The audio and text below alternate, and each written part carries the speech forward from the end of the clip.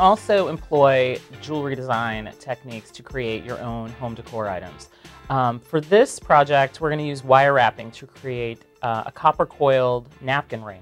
To get started with this project, you're going to need a length of copper wire and a ring mandrel. If you don't happen to have a ring mandrel, you can even use something like a pill bottle, anything that has about a 1-inch diameter base that you can wrap your wire around will work just fine. We are using a fairly heavy gauge copper wire, so once you cut the copper wire, you really want to sand the edges or file the edges down really well because you don't want to cut yourself. Here's a piece of unsanded, unfiled wire, and you can see that sharp edge on it. That pointy stuff, not only is it tough for you to use to wire wrap, but it's also tough on your linens. If you're going to pull your linens through there, you don't want to scratch them on that. You can do that manually with a file. I'll show you, I tell you about how to do that in the book. Or you can use what's called a cup burr. And these are manual tools that you can use, as well as this particular one is a bit that just attaches to a small hand drill. And it works really well and quickly to just round off the ends of that so that you have no sharp edges. It just gives you a really nice finish. So recommend doing that for sure before you get started. All right, so once you have that, your piece of wire all sanded, ready to go, you are going to find the general middle point of your wire, wrap that around the base. I'm going to try to tightly coil it because it will kind of spring out a bit. You can see these look quite a bit different right now, but that's no problem. You will just keep working them, tightening them. They will start to lay down flat.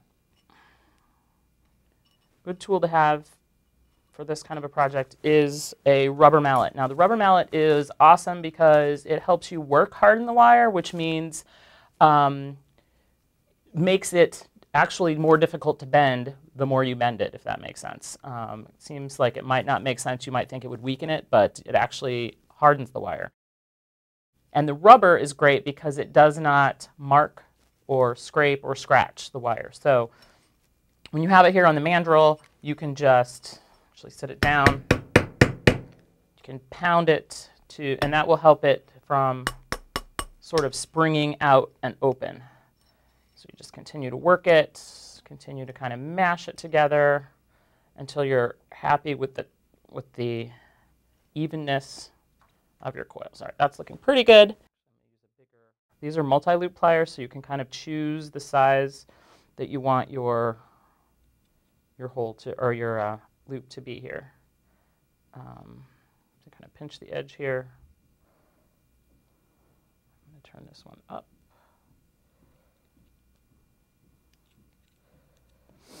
It's a good start, but I want that to be smaller as it goes.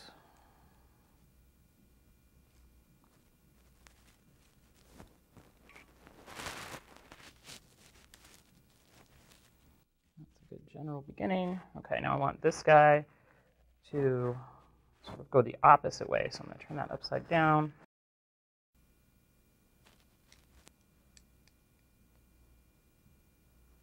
So you can see that nice soft edge there instead of the rough one that would have been had we not rounded that wire off.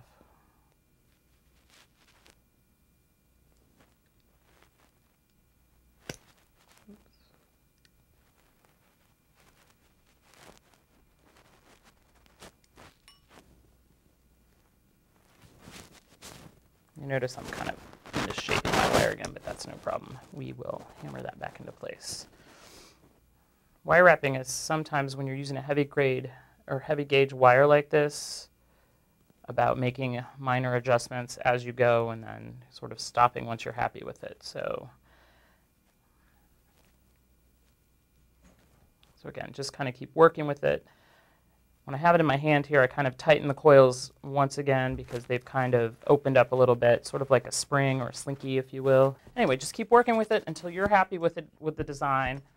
And then always give it one last little pounding here to set that design and harden it into place. Since it has these really cool little loops on it, it would be fun to hang a dangle, a bead dangle, a monogram tag. I have a video on this DVD that shows you how to create a monogram tag that would be perfect to add to this loop here with a jump ring. Dangles for holidays. Definitely make it your own. This is a great place to start, and I can't wait to see what you come up with on your own.